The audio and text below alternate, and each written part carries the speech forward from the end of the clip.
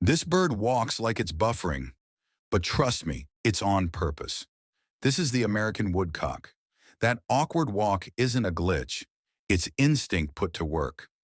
Mother woodcocks don't rush their chicks to fly. Flying too early gets them killed. So instead, she marches them on foot through thick forest floors, forcing them to keep up. That stiff walk builds leg strength, balance, and coordination. She suddenly freezes mid-step. That's not confusion. It's predator training. If danger shows up, she fakes an injury, dragging a wing to lure predators away, while the chicks stay perfectly still. No fighting, no nest defense, just discipline.